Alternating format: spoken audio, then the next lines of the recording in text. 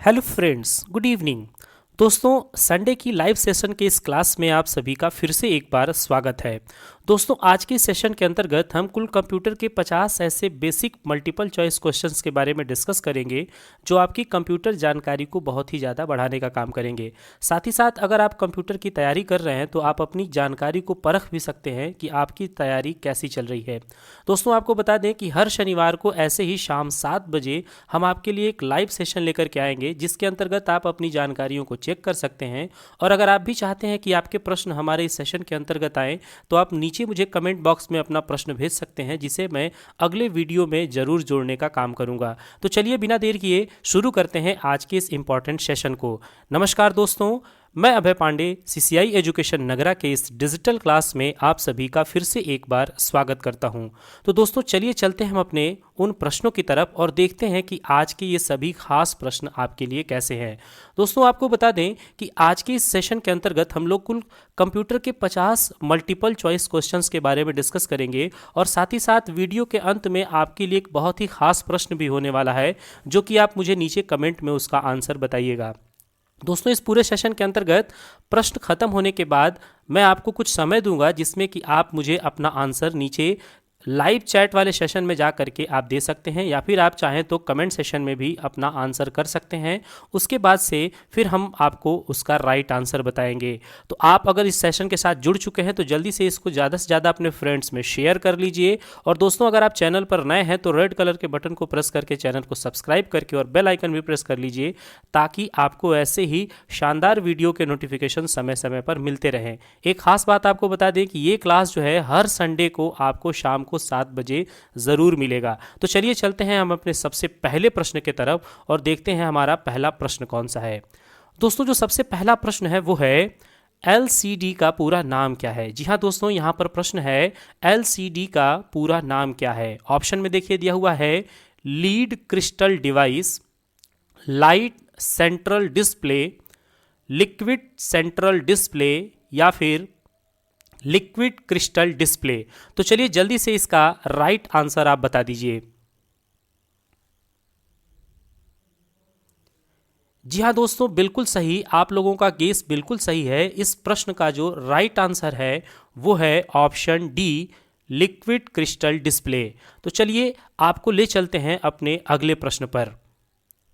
दोस्तों, जो सेकंड प्रश्न है वह भी बहुत ही खास प्रश्न है और यहाँ पर आप देखिए कंप्यूटर प्रिंटर किस प्रकार का डिवाइस है। दोस्तों, यहाँ पर प्रश्न पूछा क्या है, कंप्यूटर प्रिंटर किस प्रकार का डिवाइस है। आप ऑप्शन देखिए, ऑप्शन ए है input device, option B output device, option C software या फिर डी स्टोरेज। तो चलिए जल्दी से इसका राइट आंसर बताइए।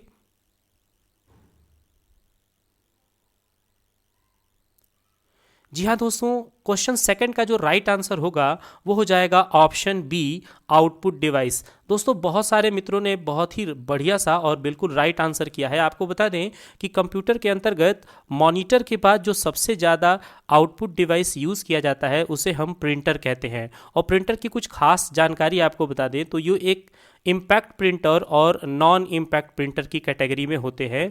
और जो सबसे ज़्यादा यूज़ होने वाला प्रिंटर है उसे आजकल हम सबसे ज़्यादा यूज़ करते हैं जिसका नाम है लेज़र प्रिंटर। तो चलिए अब चलते हैं हम अपने थर्ड क्वेश्चन की तरफ और देखते हैं आपका अगला प्रश्न कौन सा है।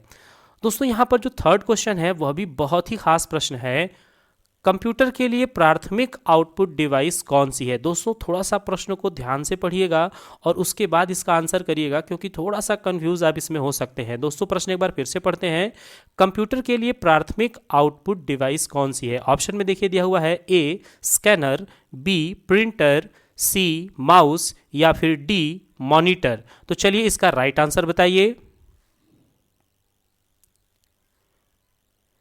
जी हाँ दोस्तों, यहाँ पर जो राइट आंसर हो जाएगा वो हो जाएगा ऑप्शन डी मॉनिटर। दोस्तों, यहाँ पर जो बात हुई है वो है प्राथमिक आउटपुट डिवाइस की। जी हाँ दोस्तों, जो यहाँ पर प्राइमरी आउटपुट डिवाइस है वो मॉनिटर है, जबकि यहाँ पर जो दूसरा नाम लिखा हुआ है प्रिंटर का, यह भी एक तरह का आउटपुट डिवाइस है, लेकिन जो प्राइमरी आउटपुट डिवाइस है जहाँ पर सबसे पहले आपको आउटपुट मिलता है उसका नाम है मॉनिटर। तो यहाँ पर जो राइट आंसर हो जाएगा वो हो जाएगा ऑप्शन डी मॉनिटर। अब चलिए चलते हैं हम अपने नेक्स्ट क्वेश्चन की तरफ।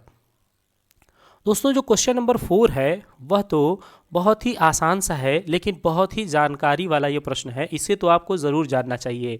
जी हाँ दोस्तों, पहला कंप्यूटर माउस किसने बनाया था? जी हाँ दोस्तों, पहला जो कंप्यूटर माउस है उसे किसने बनाया था? ऑप्शन में देखिए दिया हुआ है, option A Douglas Engelbart, option B William English, option C Evan Williams और ऑप्शन डी बिज स्टोन। तो चलिए इसका राइट आंसर बता दीजिए। जी हाँ दोस्तों, इसका राइट आंसर हो जाएगा ऑप्शन ए डगलस इंजेलबर्ट। दोस्तों डगलस इंजेलबर्ट जो है यहाँ पर बिल्कुल ही राइट आंसर हो जाएगा, और इन्होंने सबसे पहला कंप्यूटर माउस बनाया था। आपको जानकर के हैरानी होगी कि कंप्यूटर का जो सबसे पहला माउस बना था वो लकड़ी का बनाया गया था, और उस समय भी उसमें 2 बटन, लेफ्ट बटन और राइट बटन हुआ करते थे। अब चलिए चलते हैं हम अपने नेक्स्ट क्वेश्चन की तरफ, क्वेश्चन नंबर 5। दोस्तों यहाँ पर जो 5वां प्रश्न है वो बहुत ही बेसिक प्रश्न है, एक डीवीडी उदाहरण है।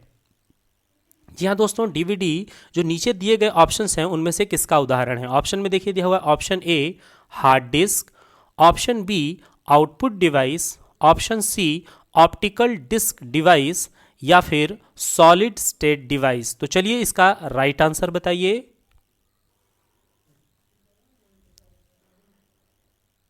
जी हाँ दोस्तों, यहाँ पर बिल्कुल राइट आंसर हो जाएगा ऑप्शन सी। क्वेश्चन 5 का जो राइट आंसर होगा वो हो जाएगा option C optical disc device. जी हाँ दोस्तों, डीवीडी जो है यह ऑप्टिकल स्टोरेज डिवाइस की कैटेगरी में आता है, और ऑप्टिकल डिस्क के अंतर्गत 2 तरह की स्टोरेज डिवाइस आती है, एक है सीडी और दूसरे का नाम है डीवीडी। दोस्तों आपको इन दोनों में अगर कुछ खास अंतर बताएं तो सीडी को कॉम्पैक्ट डिस्क कहा जाता है, जबकि डीवीडी को डिजिटल वर्सटाइल डिस्क या फिर डिजिटल वीडियो डिस्क के नाम से जाना जाता है, और डीवीडी की स्टोरेज कैपेसिटी सीडी की कंपैरिजन में ज़्यादा होता है। तो डीवीडी जो है वो ऑप्टिकल डिस्क डिवाइस का यहाँ पर एग्जाम्पल है।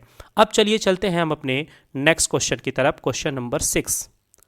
दोस्तों यहाँ पर जो क्वेश्चन नंबर 6 है बहुत ध्यान से पढ़ने की ज़रूरत है। कंप्यूटर के किस भाग को आप छू व देख सकते हैं? जी हाँ दोस्तों, कंप्यूटर के किस पार्ट को आप टच कर सकते हैं और उन्हें देख सकते हैं? ऑप्शन में देखिए दिया हुआ है peripheral, option B software, option C operating system या फिर ऑप्शन डी सिस्टम सॉफ्टवेयर। तो चलिए जल्दी से बताइए कि इसका राइट आंसर क्या है। जी हाँ दोस्तों, बिल्कुल सही। यहाँ पर जो राइट आंसर है वो है ऑप्शन ए पेरिफेरल। दोस्तों जो पेरिफेरल है ये कंप्यूटर का एक हार्डवेयर पार्ट होता है जो कि इनपुट और आउटपुट दोनों ही प्रक्रियाओं को करने में हमारी हेल्प करता है, और यह जो है कंप्यूटर का वह पार्ट है जिसे आप छू भी सकते हैं और देख भी सकते हैं, जबकि software, operating system, system software ये सभी कंप्यूटर के अनविजिबल पार्ट होते हैं। अब चलिए चलते हैं हम अपने नेक्स्ट क्वेश्चन की तरफ। दोस्तों जो क्वेश्चन नंबर 7 है वो बहुत ही यहाँ पर शानदार है, और ओ लेवल की परीक्षा में यह तो कई बार अब तक रिपीट किया जा चुका है। तो दोस्तों आपको बहुत ही आसानी से और सावधानी से बताना है।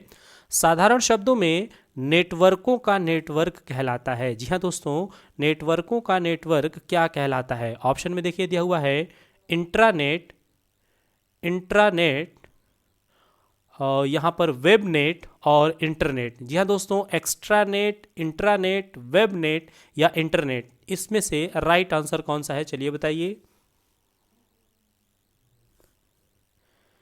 जी हाँ दोस्तों, बिल्कुल सही। यहाँ पर जो राइट आंसर हो जाएगा वो हो जाएगा ऑप्शन डी इंटरनेट। दोस्तों जो नेटवर्कों का नेटवर्क होता है उसे इंटरनेट कहा जाता है, यानी इंटरनेट को साधारणतया आप नेटवर्कों का नेटवर्क भी कह सकते हैं।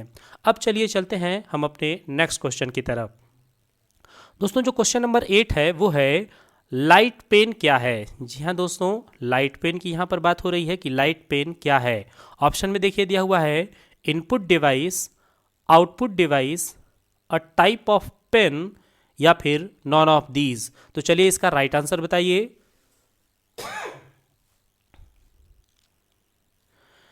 जी हाँ दोस्तों, बिल्कुल सही। इसका राइट आंसर जो है वो हो जाएगा ऑप्शन ए इनपुट डिवाइस। जी हाँ दोस्तों, लाइट पेन जो है एक तरह का इनपुट डिवाइस है जिसे कि पॉइंटिंग डिवाइस भी कहा जाता है, और यह जो है स्क्रीन पर टच करा करके जितने भी डिजिटल बोर्ड होते हैं उन पर उनके आगे टच करा करके और इस लाइट पेन को यूज़ किया जाता है। तो लाइट पेन एक तरह का इनपुट डिवाइस है, यानी ऑप्शन ए बिल्कुल यहाँ पर राइट हो जाएगा। अब चलिए चलते हैं नेक्स्ट क्वेश्चन की तरफ। दोस्तों बहुत ही आसान सा प्रश्न है, OTP यूज़ करते हैं। जी हाँ दोस्तों, OTP यूज़ करते हैं। ऑप्शन में देखिए दिया हुआ है secure login, secure money transfer, secure transaction या फिर ऑल ऑफ द एबव। तो चलिए इसका राइट आंसर बताइए। जी हाँ दोस्तों, बिल्कुल सही, इसका राइट आंसर हो जाएगा option D, all of the above. यहाँ पर जो है OTP को आप सिक्योर लॉगिन के लिए, यानी कि अगर आप किसी वेबसाइट पर या किसी भी ऐप वगैरह पर या भी किसी भी ट्रांजैक्शनल ऐप पर अगर आप लॉगिन कर रहे हैं तो वहाँ पर OTP आपकी हेल्प करता है। आपको अगर फंड ट्रांसफ़र करना हो यानी मनी ट्रांसफ़र करना हो तो वहाँ पर भी OTP आपकी हेल्प करता है, या किसी तरह का भी ट्रांजैक्शन अगर कर रहे हैं आप तो वहाँ पर OTP यूज़ किया जाता है। दोस्तों आपको OTP का पूरा नाम बता दें तो O for one, T for time और P फॉर पासवर्ड, यानी वन टाइम पासवर्ड होता है। यह भी परीक्षाओं में बहुत बार पूछा जाता है। तो अब चलिए चलते हैं हम अपने नेक्स्ट क्वेश्चन की तरफ। दोस्तों बहुत ही आसान और बहुत ही ख़ास प्रश्न है। अगर आप मोबाइल फ़ोन यूज़र है तो आपको इस प्रश्न का आंसर तो ज़रूर जानना चाहिए। यहाँ दोस्तों प्रश्न है, IMEI नंबर कितने डिजिट के होते हैं। जी हाँ दोस्तों, IMEI नंबर जो है वो कितने डिजिट के होते हैं। ऑप्शन में देखिए दिया हुआ है 12, 13, 15 या फिर 18। तो चलिए इसका राइट आंसर बताइए।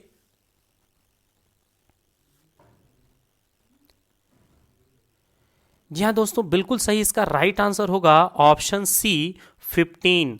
दोस्तों IMEI नंबर जो है यह कुल 15 अंकों का होता है, जो कि मोबाइल की एक आइडेंटिफिकेशन नंबर है। और दोस्तों यहाँ पर IMEI नंबर का पूरा नाम भी कई बार पूछा गया है, तो हम आपको बता दें, इंटरनेशनल मोबाइल इक्विपमेंट आइडेंटिटी। दोस्तों एक बार फिर से आपको बता दें, international mobile equipment identity IMEI number का पूरा नाम है। तो यहाँ पर वो जो IMEI नंबर है वह 15 डिजिट का होता है, और यह जो है मोबाइल की एक आइडेंटिफिकेशन नंबर है। अब चलिए चलते हैं हम अपने नेक्स्ट क्वेश्चन की तरफ, क्वेश्चन नंबर 11। दोस्तों बहुत ही खास प्रश्न है, लिनक्स ऑपरेटिंग सिस्टम है। जी हाँ दोस्तों, लिनक्स कैसा ऑपरेटिंग सिस्टम है। यहाँ पर जो फिल इन द ब्लैंक है, यानी कि यहाँ पर जो खाली जगह है इसे आपको फिल करना है। ऑप्शन में देखिए दिया हुआ है यहाँ पर ओपन सोर्स, बी माइक्रोसॉफ्ट, सी विंडोज़ या फिर डी नॉन ऑफ दीज। तो चलिए इसका राइट आंसर बताइए।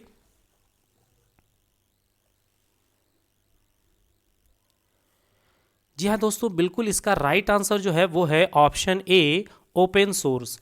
दोस्तों आपको बता दें कि लिनक्स एक OS है, यानी ऑपरेटिंग सिस्टम है, जो कि पूरी तरह से फ्री ऑफ कास्ट है, और इसके सोर्स कोड में अगर डेवलपर चाहे तो चेंजिंग कर सकता है। तो यहाँ पर जो है लिनक्स एक तरह का ओपन सोर्स ऑपरेटिंग सिस्टम है। लिनक्स की कुछ और ख़ास बात आपको बता दें तो इसे लिनक्स स्टारवाल्ड ने 1991 के अंतर्गत तैयार किया था, और यह 2 तरह का GUI इंटरफेस आपको प्रोवाइड करता है।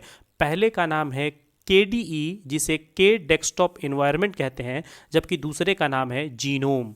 तो अब चलिए चलते हैं हम अपने नेक्स्ट क्वेश्चन की तरफ। दोस्तों यह जो प्रश्न है वो बहुत ही आसान और बहुत ही खास प्रश्न है। दोस्तों ब्लूटूथ नेटवर्क है। जी हाँ दोस्तों, ब्लूटूथ नेटवर्क है। कैसा नेटवर्क है। ऑप्शन में देखिए दिया हुआ है पैन, लैन, वैन या फिर मैन।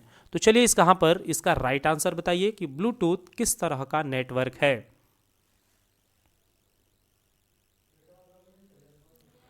जी हाँ दोस्तों, यहाँ पर बिल्कुल राइट आंसर आपने बताया। दोस्तों यहाँ पर जो इसका राइट आंसर होगा वो होगा पैन। बहुत सारे फ्रेंड जो हैं वो लोकल एरिया नेटवर्क में कंफ्यूज होंगे, लेकिन आपको बता दें कि ब्लूटूथ जो है वह एक तरह का पर्सनल एरिया नेटवर्क है। यहाँ पर जो है पर्सनली एक डिवाइस से दूसरे डिवाइस तक डेटा ट्रांसमिशन के लिए इसे यूज़ किया जाता है। दोस्तों यहाँ पर इन चारों का हम पूरा नाम आपको बता देते हैं, क्योंकि अक्सर करके परीक्षाओं में इनके फुल फॉर्म भी बहुत ज़्यादा पूछे जाते हैं। तो आपको बता दें कि PAN का पूरा नाम है पर्सनल एरिया नेटवर्क, जबकि LAN का पूरा नाम है लोकल एरिया नेटवर्क, WAN का पूरा नाम है वाइड एरिया नेटवर्क और MAN का पूरा नाम है मेट्रोपॉलिटन एरिया नेटवर्क।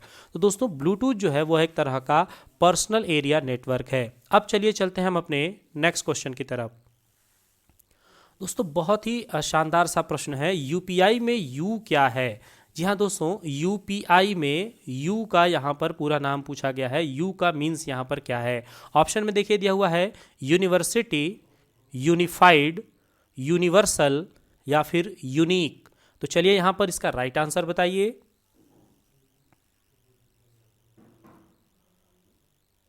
जी हाँ दोस्तों, इसका राइट आंसर हो जाएगा ऑप्शन बी। जी हाँ दोस्तों, क्वेश्चन नंबर जो 13 है यहाँ पर उसका राइट आंसर हो जाएगा ऑप्शन बी, यूनिफाइड।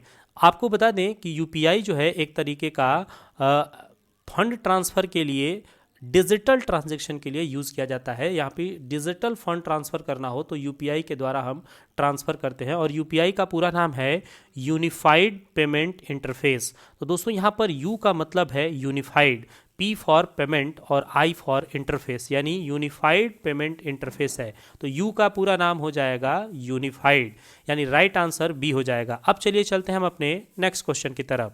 दोस्तों बहुत ही शानदार सा प्रश्न है, बिल्कुल इसको ध्यान से समझिएगा। डिलीट कुंजी से किस तरफ का कैरेक्टर मिटता है। जी हाँ दोस्तों, अगर आप कीबोर्ड में डिलीट बटन प्रेस करते हैं तो किस तरफ का कैरेक्टर मिटता है। ऑप्शन में देखिए दिया हुआ है ए लेफ्ट, बी राइट, सी बोथ या फिर डी सेंटर। तो चलिए यहां पर इसका राइट आंसर बताइए।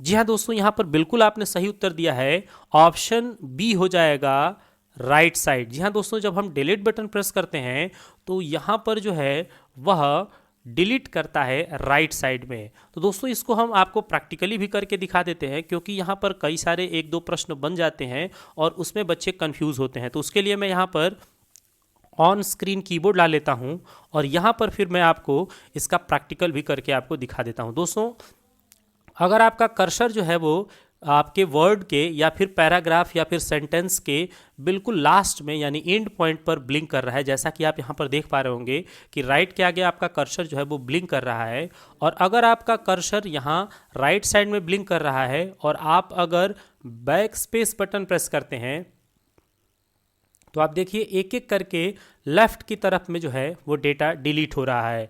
जबकि आपका कर्सर जो है अगर किसी वर्ड, सेंटेंस या कैरेक्टर के एकदम बिल्कुल शुरुआत में है, यानी कि लेफ्ट साइड में है, और अगर आप बैकस्पेस बटन प्रेस करेंगे तो यहाँ पर देखिए पीछे के कैरेक्टर्स जो है वो पीछे की तरफ डिलीट हो रहा है। लेकिन अगर उसे आप राइट साइड में डिलीट करना चाहते हैं तो आपको यहाँ पर कीबोर्ड में डेल बटन प्रेस करना होगा। तो दोस्तों यहाँ पर देखिए हम डेल बटन प्रेस कर रहे हैं तो यह डेटा जो है वो पूरी तरह से डिलीट हो रहे हैं। तो दोस्तों इसको आसानी के साथ आप बिल्कुल सीख लीजिए कि अगर आपका कर्सर जो है वो एंड पॉइंट में है तो आप बैक स्पेस से लेफ्ट की तरफ डिलीट करेंगे, और अगर स्टार्टिंग पॉइंट पे है तो आप डेल बटन से इसे राइट साइड में शिफ्ट करके डेल कर सकते हैं। तो यह जो है यहाँ पर इसका बिल्कुल ही राइट आंसर हो जाएगा राइट। अब चलिए चलते हैं हम अपने नेक्स्ट क्वेश्चन की तरफ। दोस्तों जो क्वेश्चन नंबर 15 है वह बहुत ही खास प्रश्न है। पहले से शुरू कंप्यूटर को दोबारा से शुरू करना क्या कहलाता है। यानी कि अगर कोई कंप्यूटर पहले से स्टार्ट है और उसे आप फिर से दोबारा स्टार्ट करते हैं तो वह क्रिया क्या कहलाएगी। ऑप्शन में देखिए दिया हुआ है warm booting, cold booting, log in of या फिर शट डाउन। तो चलिए यहां पर इसका राइट आंसर बताइए। जी हाँ दोस्तों, बिल्कुल सही। यहाँ पर जो दोबारा स्टार्ट करने की बात हो रही है उसे हम लोग वार्म बूटिंग कहते हैं। दोस्तों आपको बता दें कि वार्म बूटिंग को ही रीस्टार्ट भी कहा जाता है। अगर आपका कोई कंप्यूटर चल रहा है और उसे आप दोबारा स्टार्ट करते हैं तो वह क्रिया रीस्टार्ट कहलाता है, जबकि उसी को वार्म बूटिंग भी कहा जाता है। जबकि कोल्ड बूटिंग कंप्यूटर को स्टार्ट करने की प्रक्रिया होती है। अब चलिए चलते हैं हम अपने नेक्स्ट क्वेश्चन की तरफ। दोस्तों यहाँ पर एक फुल फॉर्म पूछा गया है, PNG का पूरा नाम क्या है। जी हाँ दोस्तों, PNG के फॉर्मेट में बहुत सारे फोटो होते हैं, तो आपको यहाँ पर बताना है कि PNG का पूरा नाम क्या है। ऑप्शन में देखिए दिया हुआ है portable network graphics, portable net graphics, portable network group, या फिर नॉन ऑफ दीज। तो चलिए इसका राइट आंसर बताइए।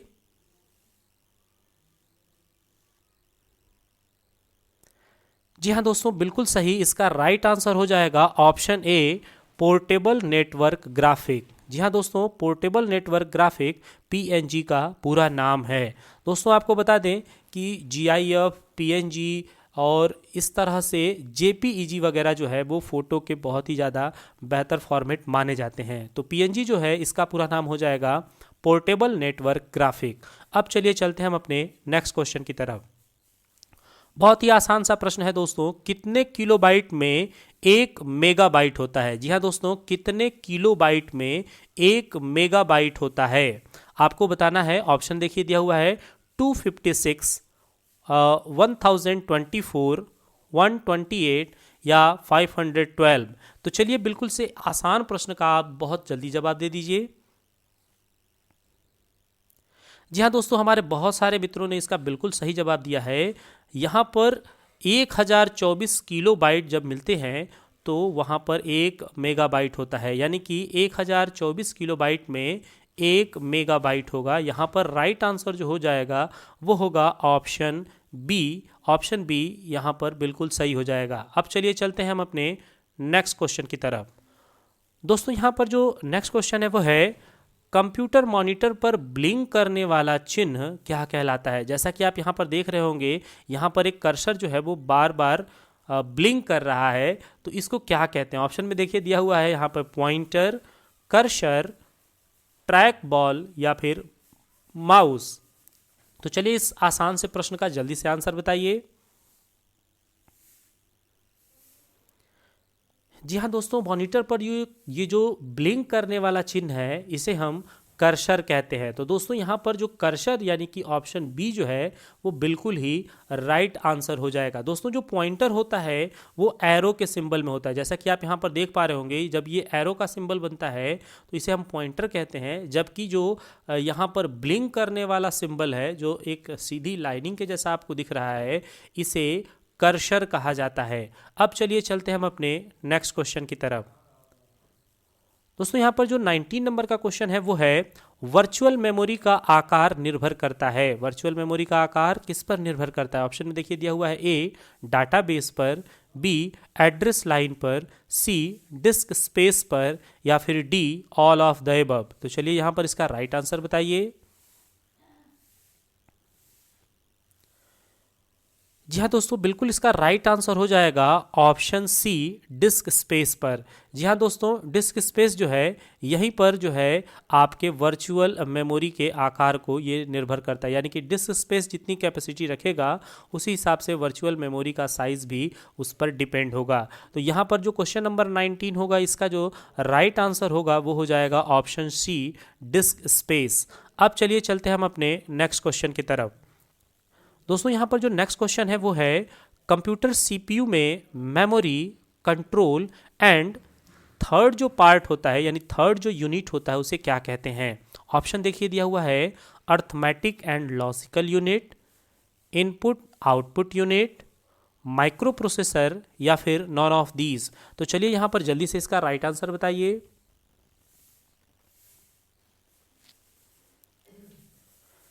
जी हाँ दोस्तों, यहाँ पर जो बिल्कुल राइट आंसर होगा वो हो जाएगा option A, arithmetic and logical unit. दोस्तों आपको बता दें कि सीपीयू के मुख्य 3 पार्ट होते हैं जिसे हम एमयू यानी मेमोरी यूनिट, सीयू यानी कंट्रोल यूनिट और एएलयू यानी अर्थमेटिक एंड लॉजिकल यूनिट के नाम से जानते हैं। और आपको बता दें कि एएलयू जो है, एयू इसके अंतर्गत एक एयू होता है जिसे अर्थमेटिक यूनिट कहा जाता है, जबकि एलयू जो होता है इसे लॉजिकल यूनिट कहा जाता है। अब चलिए चलते हैं हम अपने नेक्स्ट क्वेश्चन की तरफ। दोस्तों जो क्वेश्चन यहाँ पर 21 है वो है, फ्रेमवायर का क्या अर्थ है? जी हाँ दोस्तों, यहाँ पर दिया हुआ है फ्रेमवायर का क्या अर्थ है।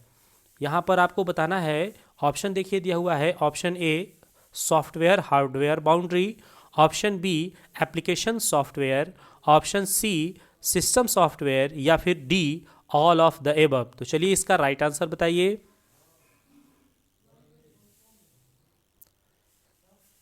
जी हाँ दोस्तों, यहाँ पर जो बिल्कुल राइट आंसर होगा वो होगा option A, hardware software boundary. दोस्तों आपको बता दें कि हार्डवेयर और सॉफ्टवेयर के बीच की जो बाउंड्री होती है उसे फर्मवेयर सॉफ्टवेयर कहा जाता है, और फर्मवेयर का अर्थ यहाँ पर है हार्डवेयर और सॉफ्टवेयर के बीच की बाउंड्री। अब चलिए चलते हैं हम अपने नेक्स्ट क्वेश्चन की तरफ।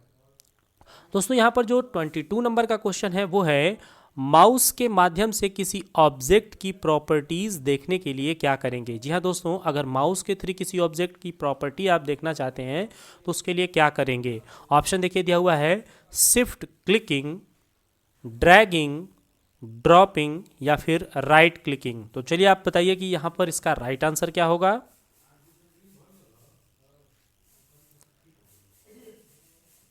जी हाँ दोस्तों, यहाँ पर जो राइट आंसर होगा वो हो जाएगा ऑप्शन डी, राइट क्लिकिंग। दोस्तों अगर आपको किसी भी ऑब्जेक्ट पर अगर उसके बारे में जानकारी लेनी हो, उसकी प्रॉपर्टी चेक करनी हो, तो वहाँ पर आप माउस का राइट बटन क्लिक करते हैं। दोस्तों हम आपको दिखा देते हैं, आप यहाँ पर देखिए, जैसे कि यहाँ पर एक एप्लीकेशन है, इस पर जब हम राइट बटन क्लिक करते हैं तो हमको सबसे नीचे इसकी प्रॉपर्टी देखने को मिलती है। तो हम जब माउस का राइट बटन क्लिक करते हैं तो किसी भी ऑब्जेक्ट की हम प्रॉपर्टी आसानी से देख सकते हैं। तो यहाँ पर जो क्वेश्चन नंबर 22 है इसका राइट आंसर हो जाएगा ऑप्शन डी, राइट क्लिकिंग। अब चलिए चलते हैं हम अपने नेक्स्ट क्वेश्चन की तरफ। दोस्तों जो अगला प्रश्न है वो है, निम्न में से आउटपुट डिवाइस नहीं है। दोस्तों आपको यहाँ पर पहचानना है कि कौन सा वह नाम है जो कि आउटपुट डिवाइस नहीं है। तो बहुत आसान सा प्रश्न है, ऑप्शन देखिए दिया हुआ है, प्लॉटर, CRT, ईयरफोन या फिर डिजिटल कैमरा। तो चलिए जल्दी से बताइए कि यहाँ पर इसका राइट आंसर क्या होगा। जी हाँ दोस्तों, यहाँ पर जो राइट आंसर होगा वो हो जाएगा डिजिटल कैमरा। डिजिटल कैमरा जो है वो एक तरह का इनपुट डिवाइस है। बाकी जो तीनों नाम लिखे हुए हैं ये सब के सब आउटपुट डिवाइस है। दोस्तों आपको बता दें कि CRT जो है एक तरह का मॉनिटर होता है जिसे कैथोड रे ट्यूब के नाम से भी जाना जाता है, यानी कि CRT का पूरा नाम है कैथोड रे ट्यूब। अब चलिए चलते हैं हम अपने नेक्स्ट क्वेश्चन की तरफ। दोस्तों यहाँ पर जो नेक्स्ट क्वेश्चन है वो बहुत ही खास प्रश्न है, निम्न में से पॉइंटिंग डिवाइस नहीं है। जी हाँ दोस्तों, यहाँ पर पूछा गया है निम्न में से पॉइंटिंग डिवाइस नहीं है। ऑप्शन देखिए दिया हुआ है, लाइट पेन, माउस, जॉयस्टिक या फिर स्कैनर। तो आपको बताना है कि यहाँ पर इसका राइट आंसर क्या है। तो चलिए इसका राइट आंसर बताइए। जी हाँ दोस्तों, यहाँ पर बिल्कुल सही इसका राइट आंसर है ऑप्शन डी, स्कैनर। दोस्तों स्कैनर जो है वह एक तरह का इनपुट डिवाइस तो है, लेकिन इसे हम पॉइंटिंग डिवाइस नहीं कहते हैं। जबकि लाइट पेन, माउस और जॉयस्टिक जो है यह तीनों के तीनों पॉइंटिंग डिवाइस कहे जाते हैं। हालांकि ये चारों के चारों ऑप्शन जो हैं वह सभी के सभी इनपुट डिवाइस के हैं, लेकिन यहाँ पर स्कैनर को पॉइंटिंग डिवाइस नहीं कहा जाता है। अब चलिए चलते हैं हम अपने नेक्स्ट क्वेश्चन की तरफ, क्वेश्चन नंबर 25।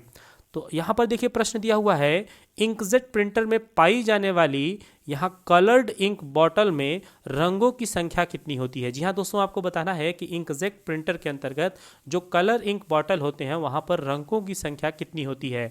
ऑप्शन देखिए दिया हुआ है, 3, 2, 10 या फिर 30। तो चलिए इसका राइट आंसर बताइए। जी हाँ दोस्तों, बिल्कुल सही इसका राइट आंसर है ऑप्शन ए, 3। दोस्तों आपको बता दें कि जो इंकजेट प्रिंटर होते हैं यहाँ पर जो कलर्ड इंक बॉटल होते हैं उनमें 3 रंग होते हैं जिन्हें सियान, मैग्नेटा और येलो के नाम से जाना जाता है, यानी कि ऑप्शन ए जो होगा वह बिल्कुल ही सही हो जाएगा। अब चलिए चलते हैं हम अपने नेक्स्ट क्वेश्चन की तरफ। दोस्तों यहाँ पर बहुत ही आसान सा प्रश्न है, डाटा प्रोसेसिंग से क्या आशय है। जी हाँ दोस्तों, डाटा प्रोसेसिंग से क्या आशय है। ऑप्शन में देखिए दिया हुआ है, डाटा को व्यवस्थित करना, डाटा को उपयोगी बनाना, डाटा का संग्रह करना या फिर उपरोक्त सभी। तो चलिए इसका राइट आंसर बताइए।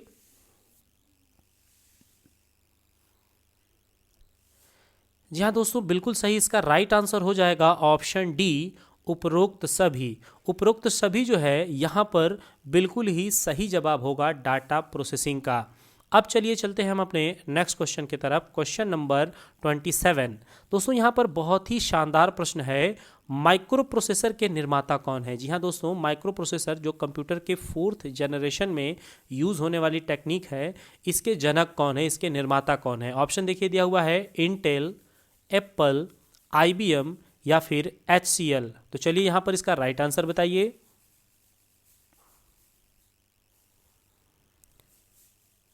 जी हाँ दोस्तों, यहाँ पर जो राइट आंसर होगा वो हो जाएगा ऑप्शन ए, इंटेल। जी हाँ दोस्तों, इंटेल कंपनी जो है वह सबसे पहली बार दुनिया में माइक्रो प्रोसेसर बनाने का काम की थी। इंटेल कंपनी ही माइक्रो प्रोसेसर बनाने का काम करती है, तो माइक्रो प्रोसेसर के निर्माता इंटेल कंपनी हो जाएगी। अब चलिए चलते हैं हम अपने नेक्स्ट क्वेश्चन की तरफ। दोस्तों यह जो प्रश्न है वो है MP3 है। जी हाँ दोस्तों, MP3 क्या है? ऑप्शन में देखिए दिया हुआ है माउस, प्रिंटर, साउंड फॉर्मेट या फिर मोबाइल फोन। तो चलिए इसका राइट आंसर बताइए।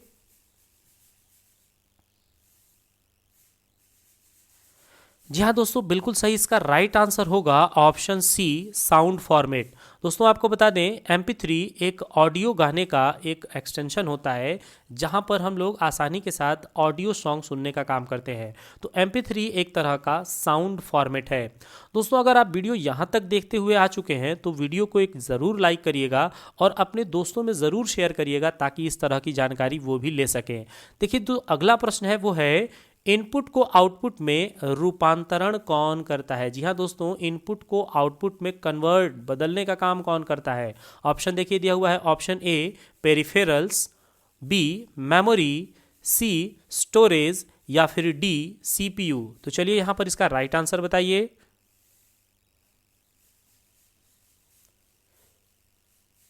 जी हाँ दोस्तों, बिल्कुल सही, इसका राइट आंसर हो जाएगा ऑप्शन डी, CPU। दोस्तों कंप्यूटर के अंतर्गत जो कुछ भी इनपुट किया जाता है उन सभी इनपुट को आउटपुट में कन्वर्ट करने की जिम्मेदारी CPU के पास होती है, और CPU का पूरा नाम है सेंट्रल प्रोसेसिंग यूनिट। इसे कंप्यूटर का मस्तिष्क भी यानी माइंड भी कहा जाता है। अब चलिए चलते हैं हम अपने नेक्स्ट क्वेश्चन की तरफ। दोस्तों यहाँ पर जो 30 नंबर का क्वेश्चन है वो है एक USB पेन ड्राइव किस प्रकार की स्टोरेज डिवाइस के अंतर्गत आती है? जी हाँ दोस्तों, USB का पेन ड्राइव किस तरह के स्टोरेज डिवाइस के अंतर्गत आता है? ऑप्शन देखिए दिया हुआ है, A secondary, B primary, C both या फिर डी नॉन ऑफ दीज। तो चलिए यहाँ पर इसका राइट आंसर बताइए।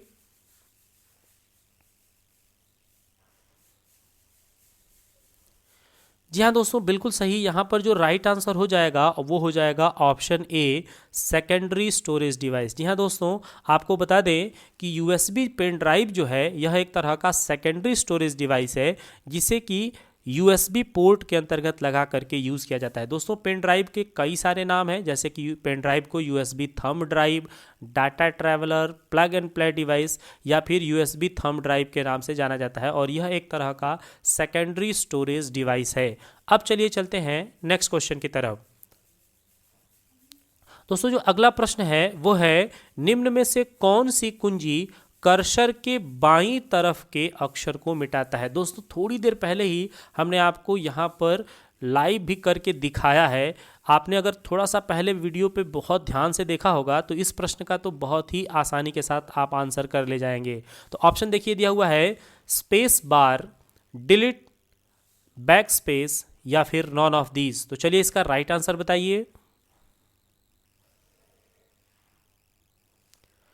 जी हाँ दोस्तों, जो राइट आंसर होगा वो हो जाएगा ऑप्शन सी, बैक स्पेस। दोस्तों ऑप्शन सी यानी कि बैक स्पेस जो है वह कर्सर के बाईं तरफ के अक्षर को यानी लेफ्ट साइड के कैरेक्टर्स को मिटाने का काम करता है। दोस्तों आपको बता दें कि थोड़ी देर पहले ही हमने आपको OSK से प्रैक्टिस करके यानी प्रैक्टिकल करके भी आपको दिखाया था कि जब आपका कर्सर जो है वो कैरेक्टर्स के या वर्ड्स के या सेंटेंस या लाइन के लास्ट में ब्लिंक कर रहा होगा और वहाँ पर आप अगर लेफ्ट साइड में डिलीट करना चाहते हैं तो आपको बैक स्पेस प्रेस करना पड़ेगा, जबकि अगर शुरुआत में ब्लिंक कर रहा है और आपको राइट साइड में डिलीट करना है तो आपको डिलीट बटन प्रेस करना होता है।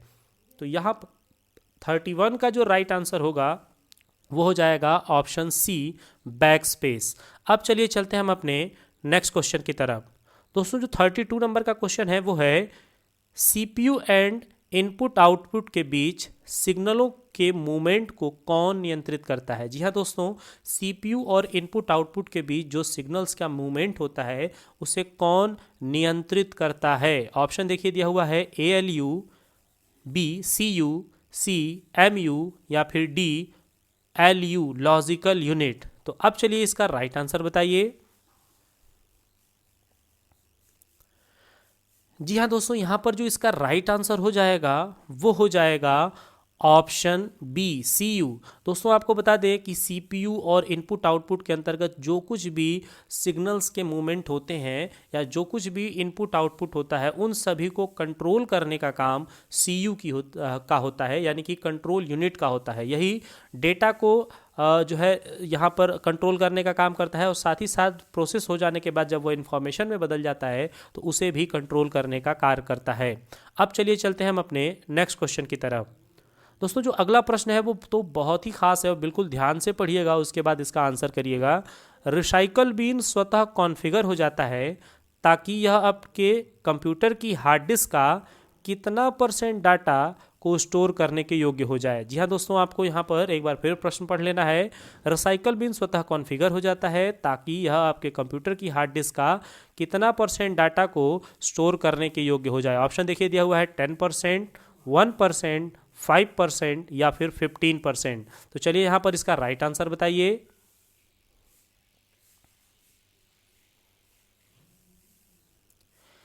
जी हाँ दोस्तों, यहाँ पर इसका जो राइट आंसर होगा वो हो जाएगा 5%, यानी कि 5% जो है आपका रिसाइकल बीन हार्ड डिस्क के डेटा को स्टोर करने में मदद लेता है। तो यहाँ पर जो बिल्कुल राइट आंसर हो जाएगा वो हो जाएगा 33 का 5%, यानी ऑप्शन सी बिल्कुल सही हो जाएगा। अब चलिए चलते हैं नेक्स्ट क्वेश्चन की तरफ। बहुत ही आसान सा प्रश्न है, निम्न में से कौन हेक्साडेसिमल नंबर सिस्टम के द्वारा प्रयोग किया जाता है? जी हाँ दोस्तों, हेक्साडेसिमल नंबर सिस्टम के द्वारा कौन सा इसमें से नीचे दिए गए ऑप्शंस में यूज़ किया जाता है? ऑप्शन देखिए दिया हुआ है 0 to 7, 0 to 9 and A to F, 0 to 9 या फिर 0 और 1। तो चलिए इसका राइट आंसर बताइए। जी हाँ दोस्तों, यहाँ पर जो इसका राइट आंसर वो होगा option B 0 to 9 and A to F। दोस्तों आपको बता दें हेक्साडेसिमल नंबर के अंतर्गत 0 से लेकर के 9 तक के अंक आते हैं। इसके अलावा A B C D E F ये आपको अल्फ़ाबेट देखने को मिल जाते हैं, जबकि 0 to 7 तक जो है यह आपका ऑक्टल नंबर सिस्टम होता है। 0 to 9 तक डेसिमल नंबर होता है, जबकि 0 और 1 ये कंप्यूटर के बाइनरी नंबर्स में आने वाले अंक हैं। अब चलिए चलते हैं हम अपने नेक्स्ट क्वेश्चन की तरफ। दोस्तों यह जो प्रश्न है इसमें एक फुल फॉर्म पूछा गया है, WORM का पूरा नाम क्या है? जी हाँ दोस्तों, WORM का पूरा नाम पूछा गया है। ऑप्शन बिल्कुल ध्यान से पढ़िए। राइट ऑन रैंडम मेमोरी या फिर राइट वंस रीड मेनी या वर्क ऑन रियल मेमोरी या फिर नॉन ऑफ दीज। तो चलिए यहाँ पर इसका राइट आंसर बताइए। जी हाँ दोस्तों, इसका जो राइट आंसर है वो है राइट वन रीड मैनी। दोस्तों आपको बता दें यह जो है सीडी के लिए कहा गया है। दोस्तों सीडी जो है एक तरह का ऐसा स्टोरेज ऑप्टिकल डिवाइस है जो कि एक बार जिस पे डेटा लिखा जाता है और जितनी बार चाहें आप उसे पढ़ सकते हैं, यानी कि write one read many disk जो है यह ऑप्टिकल मेमोरी के अंतर्गत आने वाला सीडी है जिसे कॉम्पैक्ट डिस्क कहा जाता है। तो यहाँ पर राइट आंसर ऑप्शन बी हो जाएगा। अब चलिए चलते हैं हम अपने नेक्स्ट क्वेश्चन की तरफ। दोस्तों अगला जो प्रश्न है वो है सीपीयू को किस नाम से जाना जाता है? अभी थोड़ी देर पहले ही हम चर्चा कर ही रहे थे। आपको यहाँ पर देखिए ऑप्शन मिल गया है micro processor, microchip, central processing unit या फिर ऑल ऑफ द एबव। तो चलिए इस आसान से प्रश्न का जल्दी से आंसर बताइए। जी हाँ दोस्तों, बिल्कुल सही इसका राइट आंसर हो जाएगा option D all of the above. दोस्तों यहाँ पर सीपीयू के ये सभी के सभी नाम हैं, यानी कि इन सभी नामों से सीपीयू को जाना जाता है। इसे माइक्रो प्रोसेसर, माइक्रोचिप या सेंट्रल प्रोसेसिंग यूनिट भी कहा जाता है। अब चलिए चलते हैं हम अपने नेक्स्ट क्वेश्चन की तरफ। दोस्तों अगला जो प्रश्न है वो है नॉर्मल कीबोर्ड में कितने बटन होते हैं? जी हाँ दोस्तों, जो नॉर्मल कीबोर्ड है इसमें बटन्स की संख्या कुल कितनी होती है? ऑप्शन देखिए दिया हुआ है 111, 123, 101 या फिर 134? तो चलिए यहाँ पर इसका राइट आंसर बताइए। जी हाँ दोस्तों, बिल्कुल राइट आंसर इसका है 101। जो नॉर्मल कंप्यूटर में जो नॉर्मल कीबोर्ड होते हैं, इनमें बटन्स की संख्या जो है 101 होती है। आपको बता दें 101 से लेकर के 156 तक कंप्यूटर कीबोर्ड में कुल बटन्स की संख्या होती है। अब चलिए चलते हैं हम अपने नेक्स्ट क्वेश्चन की तरफ। Question number 38। दोस्तों बहुत ही आसान सा प्रश्न है, हाइब्रिड कंप्यूटर में किसका प्रयोग किया जाता है? जी हाँ दोस्तों, हाइब्रिड कंप्यूटर में किसका प्रयोग किया जाता है? ऑप्शन देखिए दिया हुआ है, analogue signals, digital signals, virtual signals या फिर ए एंड बी। तो चलिए यहां पर इसका राइट आंसर बताइए।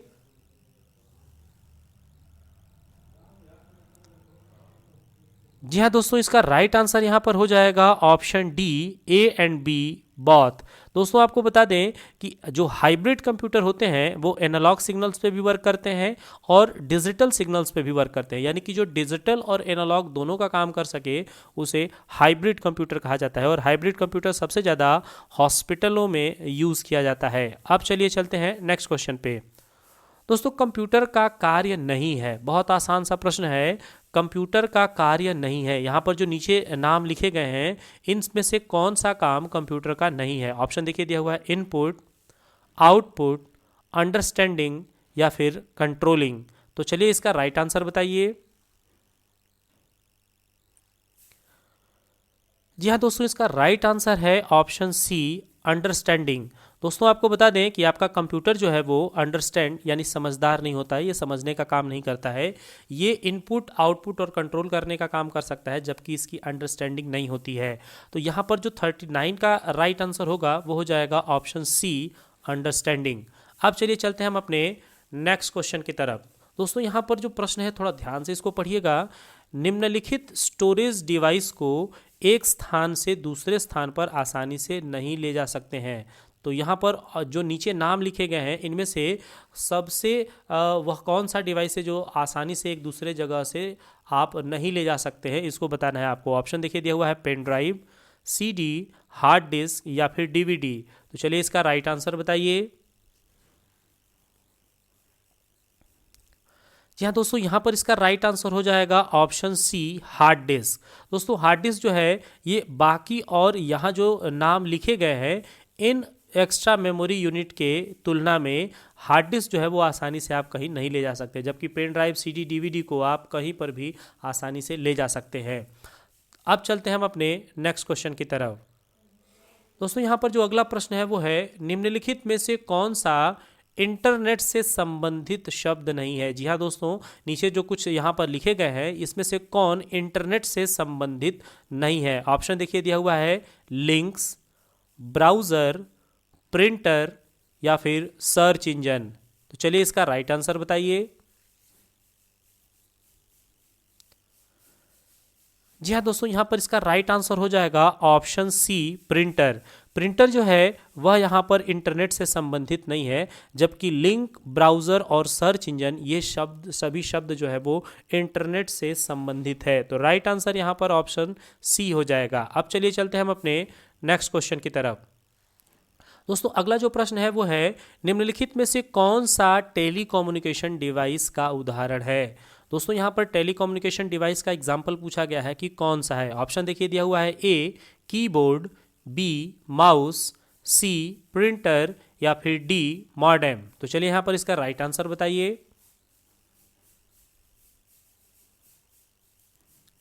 जी हाँ दोस्तों, इसका राइट आंसर हो जाएगा ऑप्शन डी, मॉडेम।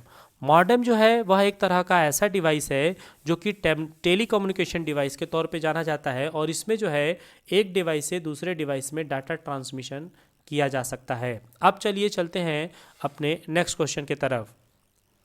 दोस्तों अगला जो प्रश्न है वो है, सर्वर वे कंप्यूटर होते हैं जो किससे जुड़े हुए दूसरे कंप्यूटर को रिसोर्सेज प्रदान करते हैं? जी हाँ दोस्तों, सर्वर वे कंप्यूटर होते हैं जो डैश से जुड़े दूसरे कंप्यूटर को रिसोर्सेज प्रदान करते हैं। ऑप्शन देखिए दिया हुआ है, सुपर कंप्यूटर, नेटवर्क, क्लाइंट या फिर मेन फ्रेम। तो चलिए यहाँ पर खाली जगह में कौन सा ऑप्शन भरा जाएगा, जल्दी से बताइए।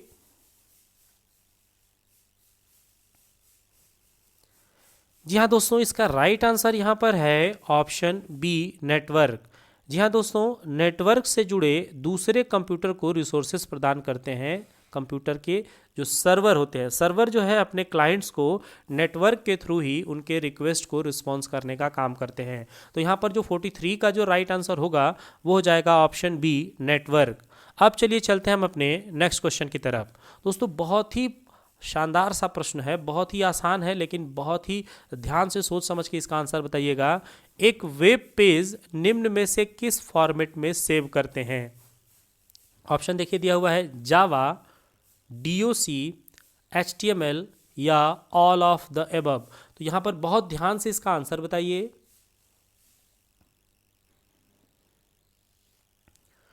दोस्तों यहाँ पर इसका जो राइट आंसर हो जाएगा वो हो जाएगा ऑप्शन सी, एचटीएमएल।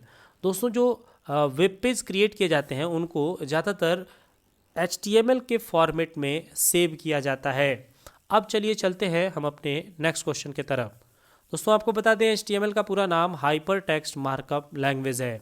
यहाँ पर देखिए बहुत ही अच्छा प्रश्न है, वॉकी टॉकी में कम्युनिकेशन किस प्रकार से किया जाता है? जी हाँ दोस्तों, वॉकी टॉकी में कम्युनिकेशन किस प्रकार से किया जाता है? Half duplex, full duplex, simplex या फिर फुल सिंप्लेक्स? तो चलिए यहाँ पर इसका राइट आंसर बताइए। जी हाँ दोस्तों, यहाँ पर इसका राइट आंसर हो जाएगा ऑप्शन ए, हाफ डुप्लेक्स। दोस्तों आपको बता दें कि जो वॉकी टॉकी है इसमें कम्युनिकेशन का जो माध्यम है वो है हाफ डुप्लेक्स, यानी कि एक बार से एक तरफ से जब डेटा कंप्लीट हो जाता है ट्रांसफ़र, तब फिर दूसरी तरफ से डाटा ट्रांसमिशन को ये एक्सेप्ट करता है। जबकि मोबाइल फ़ोन जिस पर हम लोग बात करते हैं वो फुल डुप्लेक्स होता है, एक साथ दोनों तरफ के डाटा ट्रांसमिशन भी आसानी से हो जाते हैं। यानी कि 45 का जो राइट आंसर होगा वो हो जाएगा ऑप्शन ए, हाफ डुप्लेक्स।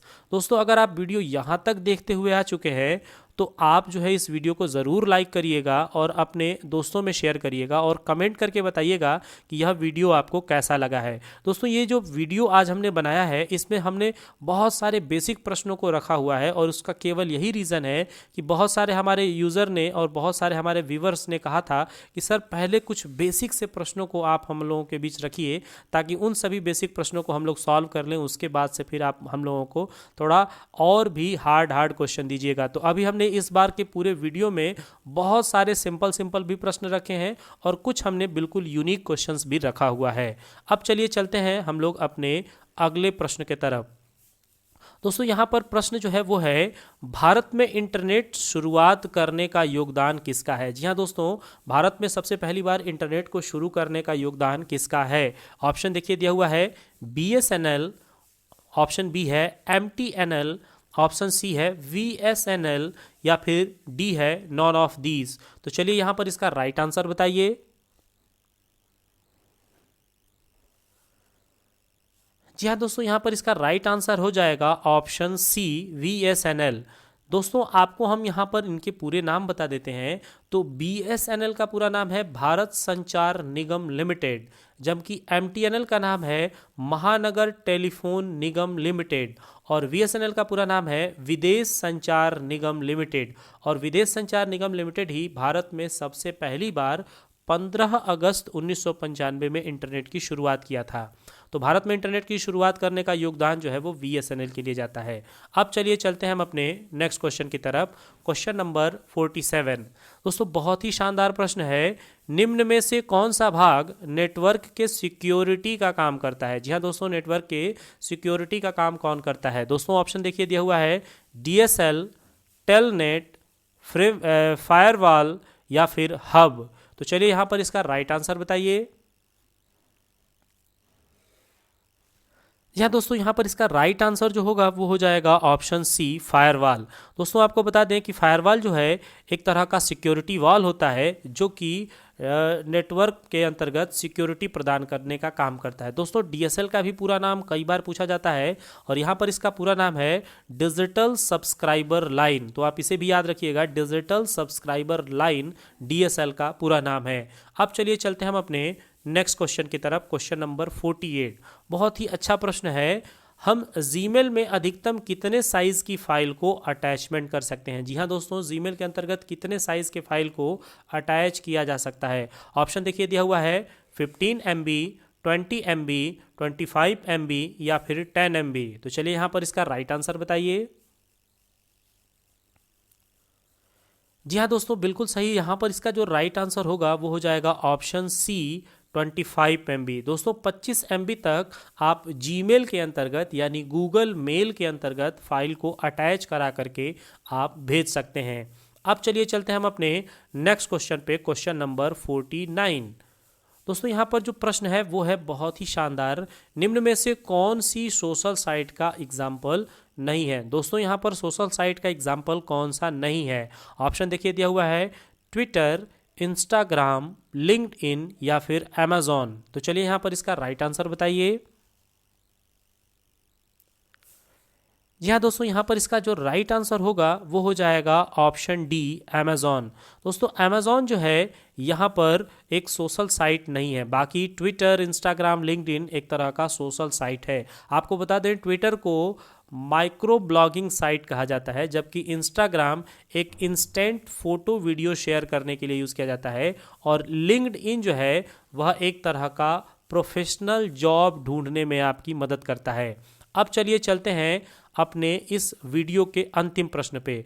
दोस्तों बहुत ही ध्यान से इस प्रश्न को पढ़िएगा। ट्वीट में एक से अधिक हैज का प्रयोग कर सकते हैं। जी हाँ दोस्तों, ट्वीट करते समय ट्विटर पर आप एक से ज़्यादा हैशटैग यूज़ कर सकते हैं। क्या यह सेंटेंस ट्रू है या फिर फॉल्स? चलिए बताइए। जी हाँ दोस्तों, बिल्कुल सही। यहाँ पर जो राइट आंसर होगा वो हो जाएगा ऑप्शन ए ट्रू। दोस्तों आप जब ट्वीट करते हैं तो ट्विटर पर ट्वीट करते समय, चाहे फेसबुक पर आप जब पोस्ट करते हैं तो वहाँ पर चाहें तो एक से अधिक हैशटैग यूज़ कर सकते हैं। दोस्तों हैशटैग किसी ट्रेंडिंग मुद्दों पर बात करने के लिए, एक साथ जोड़ने के लिए इस हैशटैग का यूज़ किया जाता है। तो यहाँ पर जो राइट आंसर होगा वो हो जाएगा ऑप्शन ए ट्रू। दोस्तों अब आपके लिए बिल्कुल ख़ास एक बोनस क्वेश्चन, जिसका आंसर आपको हमें नीचे कमेंट सेक्शन में बताना है। तो चलिए चलते हैं हम अपने उस बोनस क्वेश्चन पे। दोस्तों यहाँ पर जो बोनस क्वेश्चन है वो है यूपीआई किसके द्वारा डेवलप किया गया है? जी हाँ दोस्तों, यूपीआई यानी यूनिफाइड पेमेंट इंटरफेस किसके द्वारा डेवलप किया गया है? ऑप्शन देखिए दिया हुआ है A National Payment Corporation of India, B State Bank of India, C Indian Payment Gateway या फिर D Reserve Bank of India. तो दोस्तों इस प्रश्न का आपको आंसर जो है वो नीचे मुझे कमेंट सेक्शन में बताना है। और आप सभी लोग, जितने भी लोग यह वीडियो देख रहे हैं और यहाँ तक पहुँच चुके हैं, आप ज़रूर इसका राइट आंसर नीचे कमेंट करके हमें ज़रूर बताइएगा। और दोस्तों अगर आपको हमारा यह वीडियो अच्छा लगा है तो इस वीडियो को लाइक करिएगा, अपने दोस्तों में शेयर करिएगा और ज़्यादा से ज़्यादा कमेंट करिएगा, ताकि इस तरह का इंटरेस्टिंग वीडियो हम आपके लिए लगातार लाते रहें। दोस्तों आप हर रविवार को शाम 7 बजे हमारे इस लाइव सेशन के साथ जुड़िए और अपने विचारों को भी आप नीचे मुझे कमेंट में ज़रूर बताइएगा। तो हम आशा करते हैं यह वीडियो आपको अच्छा लगा होगा। दोस्तों इसी तरह का इंटरेस्टिंग वीडियो देखने के लिए आप हमारे इस चैनल पर बने रहिएगा। मिलते हैं अगले कुछ खास वीडियो में, तब तक के लिए थैंक यू फ्रेंड्स। जय हिंद।